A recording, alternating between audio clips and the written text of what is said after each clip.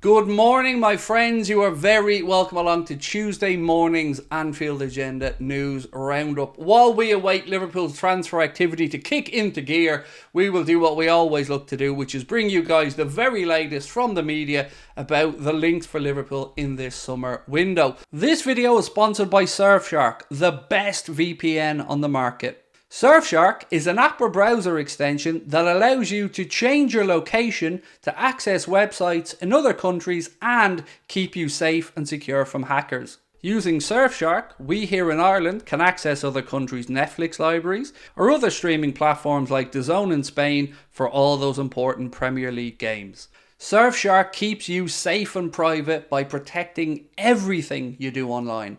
Everything. When your device connects to the internet, all that information is, in a way, blurred out. Surfshark is particularly useful for keeping you safe from being hacked if you use public Wi-Fi. Let's say you're in a cafe, you're at college, you're out and about, they've got you covered. Surfshark allows you to use one subscription on unlimited devices, meaning you can share your account with friends or family or that neighbour who's a little bit cheap. On top of all of this, Surfshark offers a 30-day money-back guarantee. You can also upgrade to Surfshark One, which includes the VPN, an alert system for breaches related to your data, such as emails and credit cards, and an antivirus software for your desktop. Our sign-up offer gives you Surfshark VPN for a little over €2 a month. Simply scan the QR code on screen right now or use the link in the description and enter the code Anfield Agenda at checkout. Right, let's get into it. We touched on this a little bit last night, but I want to just go back over it for anybody who missed our stream.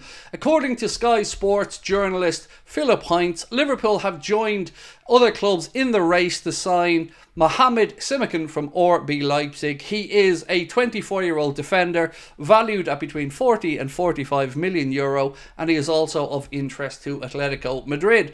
That is pretty much where my expertise, if you want to call it that, stops with this one. I don't know much about him. So, again, would love to know your thoughts. Is he worth the money? Should Liverpool be looking at him? Or will we see Liverpool look elsewhere? We're going to talk about Mark Gay in a moment, but until we do, we have officially, at least according to Florian Plettenberg, been ruled out of the race, if even there was a race, to sign Lenny Yoro. This has been a real bugbear of mine all summer. We all know where he's going to end up, at Real Madrid. It was just a matter of whether it was going to be this summer or next summer. Manchester United made an offer that was of course accepted because it was the fee that Lille were looking for, but the player has his heart set on a move to Real Madrid, so that is most likely where he's going to end up. And Mr. Florian Plettenberg of Sky Germany has said that Liverpool are now out of the race. One paper that has linked us to 3 players in the Bundesliga is Bild, another German publication. They say that there are 3 Bundesliga stars on Liverpool's radar this summer, and I want to know your thoughts on each one of these guys individually. I'm going to start off with Joshua Kimmich, of course, of Bayern Munich, German international as well. Look, I've no doubts that it makes sense to link us to Joshua Kimmich. I've no doubt that perhaps he could be worth looking at, but I do have doubts about the wages that it might take to sign Joshua Kimmich. We've lost Thiago Alcantara. We could do with an experienced midfielder, but I'd rather we just invested in somebody like Ederson, who at the age of 24 I think is the right age profile to come into the club. We've been linked with him along with Manchester City. Real Madrid and Barcelona are the other clubs that apparently Joshua Kimmich is willing to move to. It looks like he won't agree a new deal at Bayern, so let us know your thoughts. Would you be happy with Kimmich, or would you like to see Liverpool's recruitment look a little bit younger? Another player on that list is Donyell Malen, and I find this one quite interesting. So Adeyemi is somebody who has been linked with Liverpool quite a bit, and again he's been linked with Juventus. I don't really see it in Adeyemi. He's not really, in my opinion, progressed enough at Dortmund since his move from Salzburg. But Donyell Malen, we've been linked with him for quite a while, and when I watch him, he kind of reminds me of a Dirk Kuyt type player. Might not be prolific, but a good, honest pro, works very hard. And I could see how we would utilise him in our squad.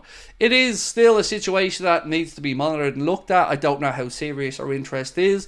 Bild reported that he's one of 3 Bundesliga players. But I want to know, would you take Donyell Malen at Liverpool for the right fee? It wouldn't be the worst piece of business in the world, but would he really be a Mohamed Salah replacement longer term as an example? Not so sure about that one. And the final name on the list from Bild is Frimpong of Bayer Leverkusen, whose release clause I believe has about 6 days left before it expires. And when I spoke to David Lynch about the links to Frimpong, he wasn't really too sure on them, to be honest. He said that he hasn't seen too many of them, and as far as he's aware, there isn't any real serious interest from Liverpool. I wish there was, but I've always said if we're going for Frimpong, that would be an indication to me that we're worried about the Trent situation, and I don't think we should be, because I think we will get Trent to stay on, albeit we may have to overpay because he's in the last 11 months or 12 months of his current Liverpool deal. So Frimpong, I think, may end up elsewhere. But look, I'm not trying to say I wouldn't take him at Liverpool. I just don't think we have a need for him when you've got Conor Bradley, Trent Alexander-Arnold, and other options like Joe Gomez, of course, who can play it right back as well. I know he's a sexy name. Lots of people would like him, and the €40 million price tag certainly makes it interesting. I can only report to you guys, though, what I've been told, which is, so far, it doesn't look like that interest from Liverpool is too sincere. He's been listed as being open to a move to the Premier League again. I think he came through at Manchester City. But look, I don't know, in all honesty. I wouldn't say no for the right price, in the right circumstances, but I think our needs are greater elsewhere than Frimpong. So Al Nassr are apparently coming in to try and make a play for Alisson Becker. Now, we've known that this is coming all summer. We've known that they were going to make a play. They've also been looking at Ederson from Manchester City. It seems like at the moment anyway, they're way off in valuations there. City value at about 50 million and they're looking at about 30 million. So it seems, according to Team Talk, that they're going to turn their attention to the best goalkeeper in the world, who is Mr. Alisson Becker. I don't think we've got anything to worry about here. We have him in a good contractual situation. I would like to think his family are settled. But most importantly, he has many years left at the top level, and moving over to Saudi might be good for the bank account, but it certainly isn't good for fulfilling those ambitions. Hopefully he wants to stay on. If he does move on, well, at least we still have Caoimhín Kelleher at the club, but I wouldn't start getting worried about this one just yet. Now, Fabrizio Romano, speaking for Gimme Sport, has said, if there is an opportunity, Liverpool may look to sign a forward this summer. The potential Anthony Gordon deal shows that Liverpool could be reactive and ready if something presents itself. I think there are two ways to look at this.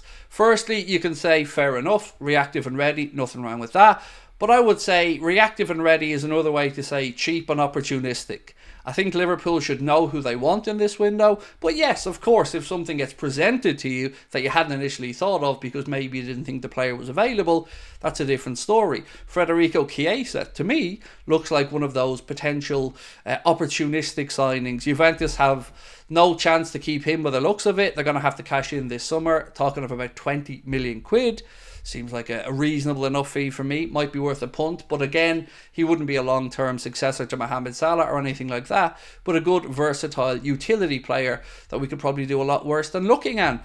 And to finish up today, I'm going to just draw your attention to the search for a centre-back. I firmly believe that Mark Gay is going to be the one that Liverpool make a play for, but another name that's been strongly linked has been Goncalo Inacio. Now it looks as if Arsenal are also throwing their hat in the ring. That's according to Caught Offside. Again, I don't believe that we're still in for Inacio. In fact, I refuse to believe it because we could have gotten him for so much cheaper last summer. And why would you then go and spend €20 million more than you would have had to 12 months ago for a player that, let's be honest, hasn't improved worth 20 million over that? It's just that his contractual situation has changed. So let's wait and see. Arsenal, of course, looking for Calafiori as well. This could just be them letting Bologna know that they've got other options if they can't sign Calafiori. So let me know who would be your preference for Liverpool to sign at centre-back.